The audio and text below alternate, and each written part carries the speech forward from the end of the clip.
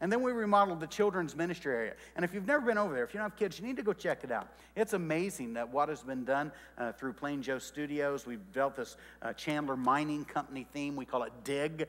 And it's developed in all areas. You see it when you come in here. You look down the hallway and you see the development of it for the early child or the infants, actually preschool. But if you go into early childhood, if you go outside in the patio, you see the development of the Chandler Mining Company and the stuff there that really excite kids, and it makes it really plain. In fact, I was a little concerned because we're going to continue to use B200 and B100 for adult events, that it was going to be kind of too kiddie, but it really is nice room to even use for the adult events. So it's been just a welcome addition. And then also we built our new baptistry out there, which we have used quite frequently this year. Praise God for that. We've had a lot of people who've come to know Christ and been baptized, and that's exciting for us to have happen.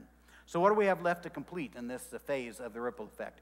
Well, what we have left to build is, first of all, starting off right now, is the Germain Road entry. And that's what you see out there going on if you drive along Germain Road right now out off the end of our property. I know it's fenced in, but we actually own that. And you can see the construction that's going in right now. Part of the reason that we've had some slowdown on that is because even though our plans were made and submitted so that we knew where everything was supposed to go, and we submitted it to all the contractors, they still put the phone boxes and the gas lines, water lines? Phone, gas, and water lines and electrical right where our driveway was going to be.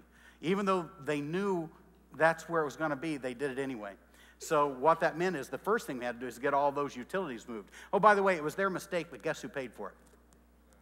Anybody want to guess? Yeah, okay. You know how that works, don't you?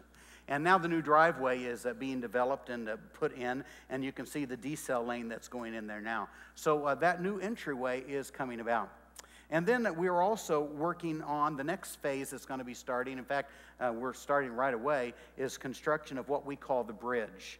And the bridge is going to be a student, but / really a family activity center. And there you'll see the artist rendering of that. This will be the look from our main campus, and this would be Germain Road. Here's Alma School Road. And this will be where the bridge is going to be located. And I had somebody ask me the other day, why are we building it so far away from this campus center? And the answer is because there are going to be a lot of kids down there, and we don't want them anywhere near the rest of our campus. No, that's not true. The reality is the reason we're building down there is because we want this to be a bridge from the community into our church and into Christ. And so if we invite students or children or young people to come onto our campus, they're going to go, oh, it's a church.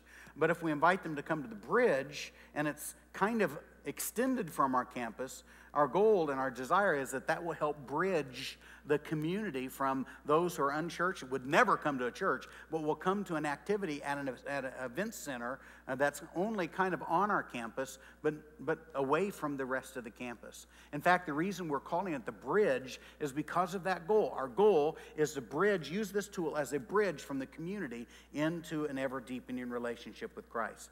Now, since we developed this plan, we had originally planned to have a climbing wall. We had originally planned on doing 2 buildings, not just this building, but a second building off to the side. That would be an auditorium.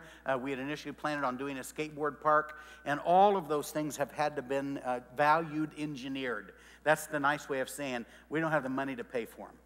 And so we've had to engineer those things out because we have a commitment.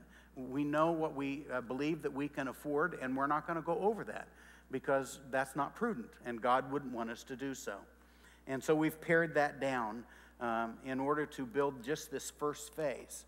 And Jeff Henson, who's been our pastor of Connecting Ministries, has taken on the role, and we've asked him if he would lead out and develop how this tool will be used for us to reach into the community.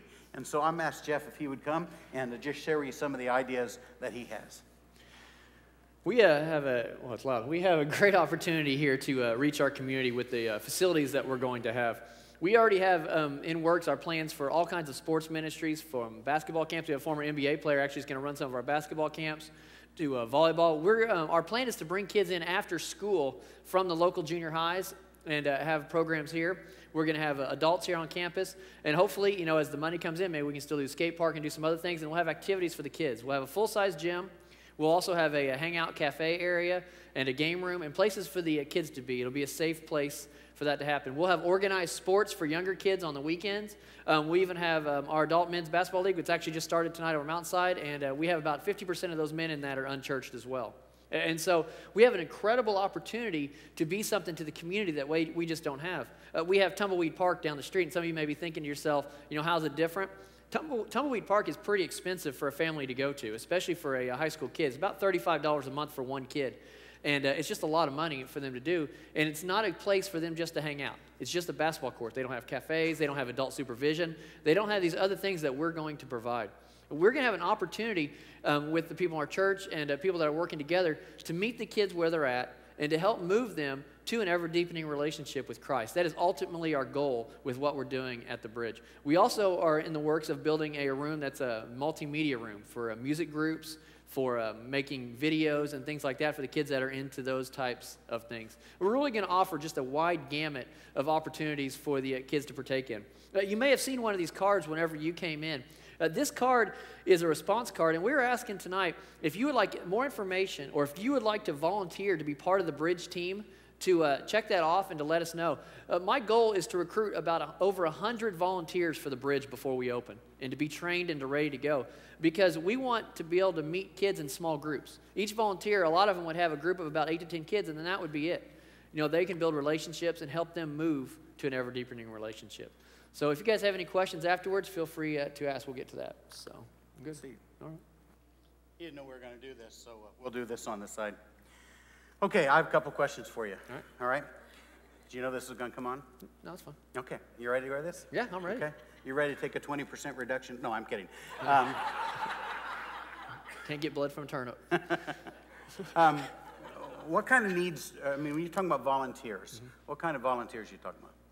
We need all different volunteers. We need volunteers who would be willing to run our snack bar that we're going to have. So that wouldn't be as involved with some of the students as other things. Some to do some administration type stuff, to help run leagues and to do some of that. But we also need people that would be willing to spend time with the kids, to meet those kids, and to be there for the kids whenever they have needs. One of our goals is, if you can only volunteer one night a week, to be a specific night. You say, I'm there every Tuesday. That way the kids that come on Tuesday know you, and they get to meet you, and they can build those relationships. Okay, so to help supervise, build relationships, kind of give some governance to the kind of thing that go on. What about if they're involved in sports and they like to do sports? Can they kind of initiate some stuff? Yeah. Has that happened? Yeah, we're going to have an open gym. We're also getting ready to start a camp that's going to be running there as well.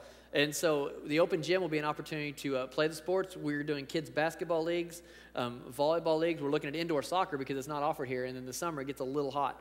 And so I know a lot of families are looking for that type of initiative as well. Now, you've been talking about students. How will families be able to use this? Our goal is to have a couple family nights a week where it's set aside for families to come and to bring their kids. There's going to be a certain age limit that obviously if you have to be that age to be there by yourself. But we'll also have opportunities for the families to come together. And some of you guys came to family worship night. We'll have some of those types of opportunities as well. And so it'll just be a big place that you could take your kids and just shoot hoops. You could, skate park, whatever it is you want to do together as a family. Volleyball, all kinds of stuff. Now, you talked about all these different types of sports activities and whatever, and using it like Sunday nights. How will it be used on Sunday mornings? On Sunday mornings, it's a great opportunity for our students to do their worship service down there.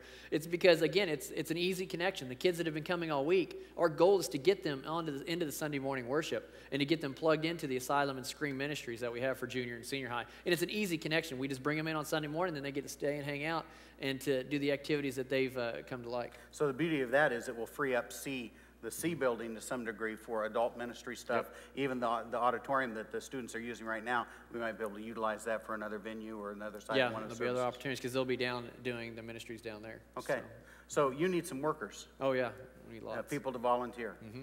Okay, and it's all going to be volunteer ministry except for the staff that give oversight, right? Yeah, we have a few staff, but not a whole lot. Okay, so if people want to help, how do they get in touch with you? You can check this card. You can email me here at the church. You can call the church and just ask about the Bridge, and they'll send you to me.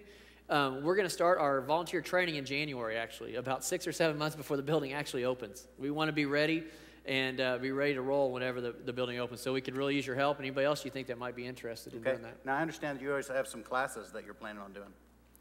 The class for the volunteers? No, or for Taekwondo. Oh, yeah, we have classes for other classes. We're offering Taekwondo already right now. It's started here on the campus.